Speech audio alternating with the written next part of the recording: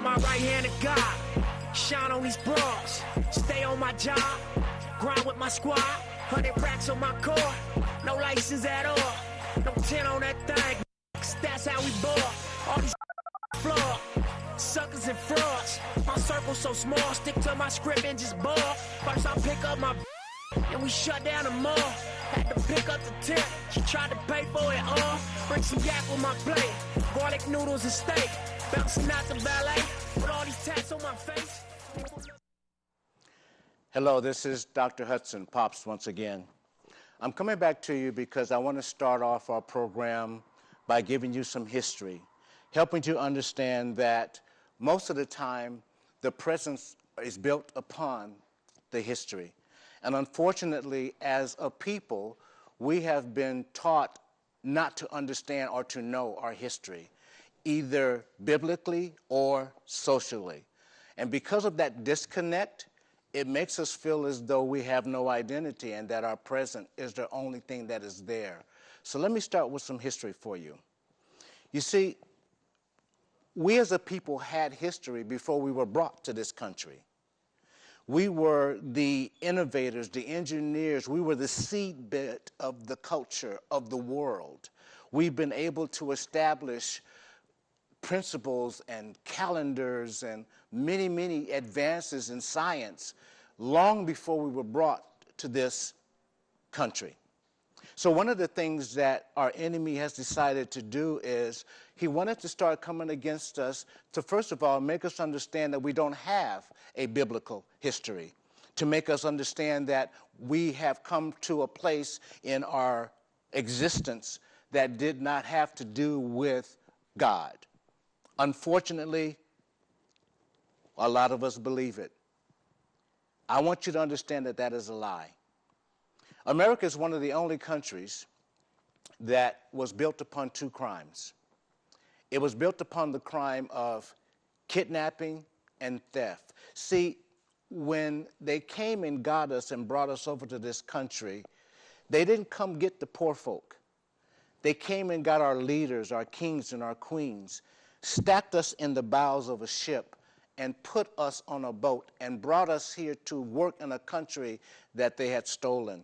History tells us that Christopher Columbus discovered America in 1492. It does not tell you that there were already people in this land. You can't discover something that is already there. So we stole this land from our brown brothers and used our black brothers to work the land to which it was stolen. Let me go back a little bit for you. Because of that crime, because of the way that it was perpetrated upon a people, it made us believe that we had to, first of all, understand that we had a religion before we came here. But in order to control a person's spirit, you have to give them a false god to worship. Because we're spiritual beings. We are spirit, we are souls, and we are bodies. We are made to be three. If you can rob a person of their spirit or give them another spirit to worship, you can control the soul. And if you can control the soul, you can control the body. And so when they were brought over here as slaves, they had to put a program in place. And when I say they, I mean those antagonists that were used by your enemy. Your enemy will use people in order to carry out his programs. Your enemy will use things and make laws in order to make sure that we are always divided and not unified in anything. So there was a little something that happened in 1712 called the Willie Lynch letter. And a lot of scholars today will tell you, well, that letter didn't exist. Or a lot of scholars today will tell you that that was a lie, and it is not true. The Willie Lynch letter did exist. In fact, the Willie Lynch letter existed so much so that one of the things that this evil person decided to say to make sure that it works is he said this. He said, if you put this plan into place and follow it to the letter, you will find that it will control your slaves for at least 300 years or even as long as 1,000 years. Some of the points of this Willie Lynch letter I want you to be able to understand, because some of it, if you take time to see, you will see that it exists even today. The Willie Lynch letter said, you have to pit the old person against the young person. You have to pit the light-skinned person against the dark-skinned person. You have to pit the field person against the house person. You have to bring this type of division. And so when you look at that, that happened to us, and it is still happening. Watch this. The Willie Lynch letter also said, because it recognized that there's unity in the family, but the unity in the family is headed by the man. So that power, that headship, had to be destroyed so that our women and children depend upon some other headship other than him. So when a strong black leader emerged, the slave owners would take that strong person, that strong man, and they would tie him to horses, each leading in different directions. They would make sure that the village was around to witness what was about to happen. When there was enough people gathered around to watch this, what would happen then would be the slave owners would then whip the horses so that the horses would pull the man in different directions and basically pull him apart.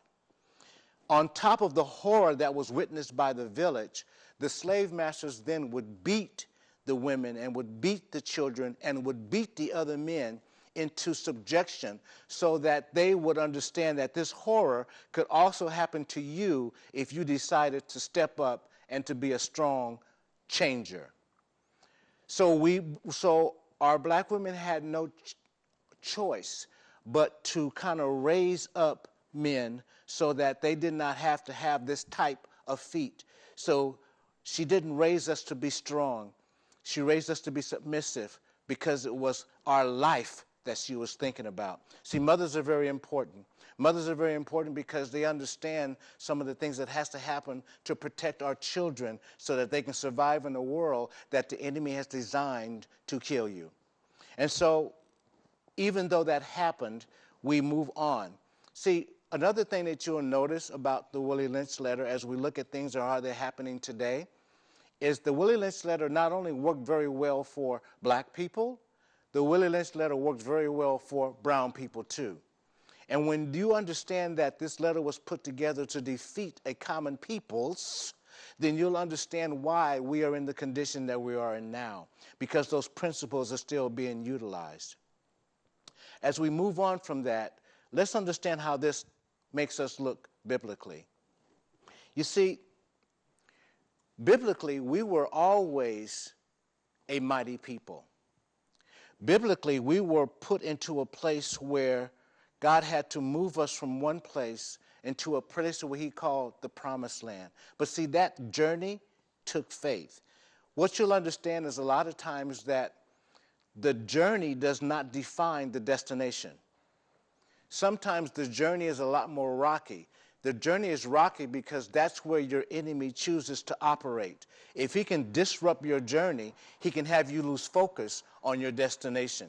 If you lose focus on your destination, you don't have a hope for a future. You only see the things that are happening in front of you.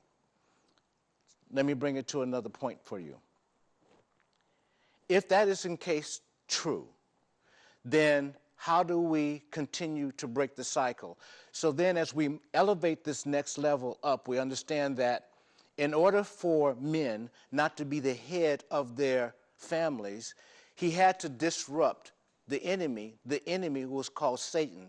Understand that, because I'm not saying your enemy is white and I'm not saying your enemy is black. What I am saying to you, though, is your enemy can use no matter what color he wants to achieve his ends. So when it got time for freedom, the enemy had to utilize another tactic. And that tactic was focused on the family. You see, you couldn't beat and torture the strong person anymore. You had to do something different. So what you'll understand is, in order for a man to do what he's been biblically set aside to do And he's been set aside to do two things. He's been set aside to protect, and he's been set aside to provide. And he has to do those things. It doesn't matter the type of man you are. It doesn't matter the color of man you are. Biblically, you were wired to spiritually to provide and to protect. You were given the same ability. You were given the same responsibility that God has toward us who have covenant with him. He has promised us through covenant to provide and to protect for us. And he's passed that down to men. So what happened is since we can't beat you anymore, since we can't torture you anymore, then in order to usurp the authority that you have to provide and to protect, we're going to make it so that your jobs, those things that you earn money to do to provide for your family, we're going to make sure that those things are not available to you. So freedom did not bring freedom. Freedom brought another plan to the original plan. So what history tells us is we've had to men had to leave their families and to go to places where they could be employed. They had to go to places where they could earn money to take care of their family. In order to do that, they had to move away from their family, which left the women and our children uncovered. See, the same thing happened in biblical times. See, 1 Samuel tells us about David. David was designed to be a king. He was ordained to be a king. And so there was a period of biblical time when King David asked to go fight in the war with the Philistines, but they didn't trust him. They didn't trust him because he was a man of God. So they sent David along his way with his men.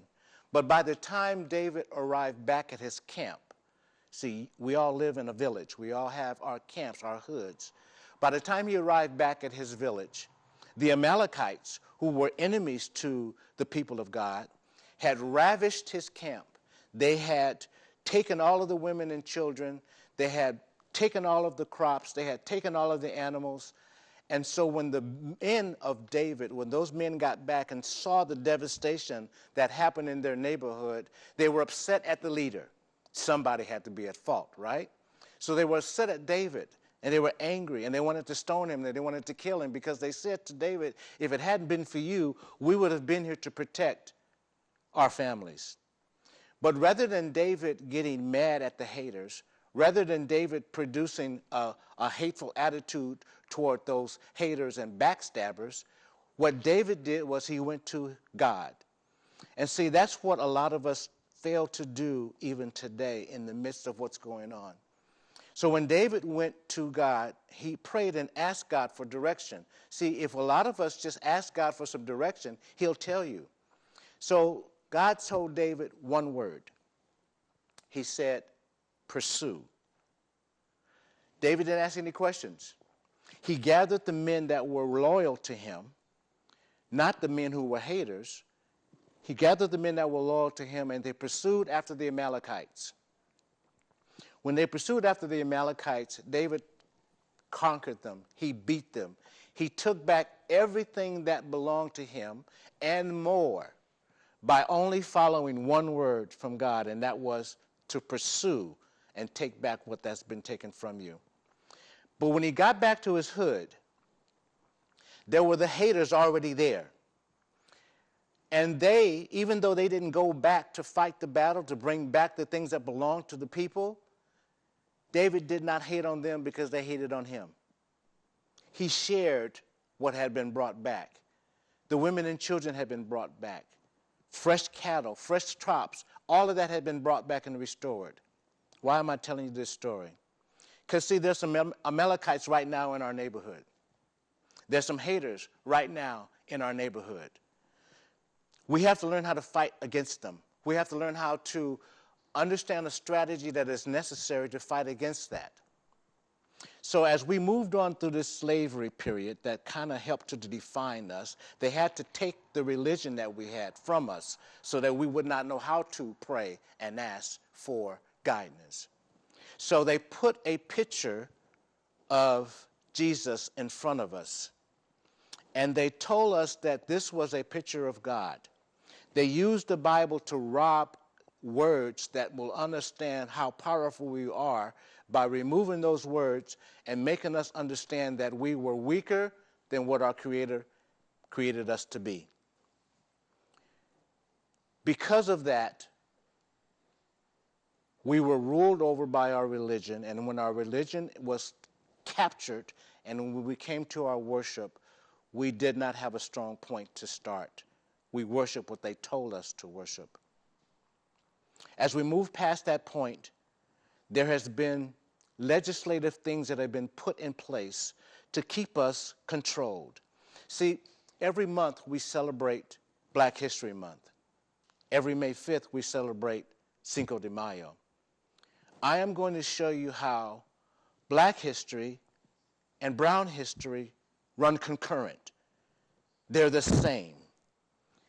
They're the same in the way that it developed. It's the same the way that we should celebrate it, because our histories developed together, which is why in our neighborhoods right now, you will see that there's mostly Black and brown people, because the laws that were designed for us work just as well for them.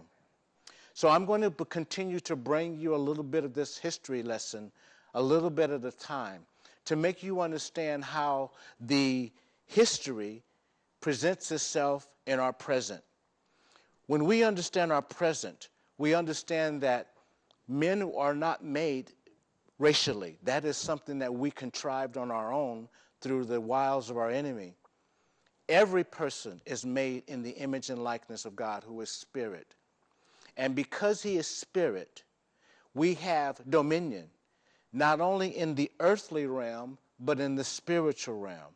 And because we have that dominion, this enemy that is coming against us, this enemy that we fail to see when we look at different things, his best character, his best weapon is his invisibility. So when we continue to look at people as racial and not see people in the image and likeness of God, we will always be on this racial divide. I'm going to bring you facts. I'm going to bring you people who can identify with you and have you understand that as you go through this hustle, as you go through this thing that you're determined to get to, you have to understand that there is an enemy that's trying to prevent you from getting there. Until you understand who this enemy is, until you understand his tactics, until you understand how he wants to come against you as a man or woman, he will continue to control us for generations to come. Yes, there's going to be haters. Yes, there's going to be Amalekites. Yes, there's going to be those people who are going to say, don't listen to this program because he's not spewing you the facts. Anything that Pops tells you on this program, you can go and check out for yourself. And that is something else the enemy doesn't want you to do. Don't just take my word for it. Go find out for yourself. I'm going to be opening up doors to you that you can walk through and say, why have I believed this for so long? Because see, that image of Jesus that was put before us, there is no such thing. There is no such thing. Please understand that. Because biblically it says that no man knows my face. If no man knows my face, then where did this image come from? That's in our grandmother's house, our mother's house, in some of our churches. When we understand that it is all about putting yourself in a position so that your hustle is motivated properly and in the right way, you can achieve whatever you want. But you got to peep this game. And when you peep this game, you can't play by the rules that keeps you where you are. Let me put it to you this way. If we continue to do things the same way we have always done things and don't change, then we can't expect change. In fact, some people have called that insanity. See, we have to get to a point where we get past doing things the same way all the time. And see, the church is kind of responsible for not allowing us to get into a place where we can make that change. See, as I have said to you before, we've gone through this war, and we've allowed 60 years, at least in the current structure, to get us to a place where we were 60 years ago. I will demonstrate through you through the music. I will demonstrate through you through laws that were set up, that they were set up so that we will not prosper. But the game is changing now because young people, you're starting to ask questions. And see, what I've said to pastors in different churches is, if we're not prepared to answer those questions when young people come to us with those questions, they will go to the street to find their answer. And this is a biblical truth. It is not biblically sound for the church to get younger, the church to get older, and the streets to get younger. That's not God's plan. So what we have to do is find a way to get people to understand, even if you're not religious, I get it. But understand that you have to understand that when we come from a place of spiritual-based reality, then you have to understand that there's a way to get past the things that the enemy has put in place. Why? Because you have been given dominion over him. Your foot is on his head, and the only way he gets up is if you take your foot off. You got to keep your foot on the brother's neck. You got to keep your foot down, because when you do that, no one can rise up above you. If no one can rise up above you, then your vision is clear about your future. So the other thing I want to point out is I'm going to be pointing out some things to you from my book. It's called The Holy Ghost Got a New Dance. Some of the principles I want you to look at, because you can get it from Amazon. You can get it and learn it from this book. But here's the thing that I want you to take away from today. It's time to do something different. It's time to put in place different strategies to move us to the next level. As we move to the next level, will you experience haters? Yeah, because haters want things the way they are. Haters want things to remain the way they are, because if things remain the way they are, then the haters are the only ones that get the glory. But when you change things, when you start making things come about, you will be able to change the heart of haters. And if you can change the heart of haters, then you can change the things that are around you.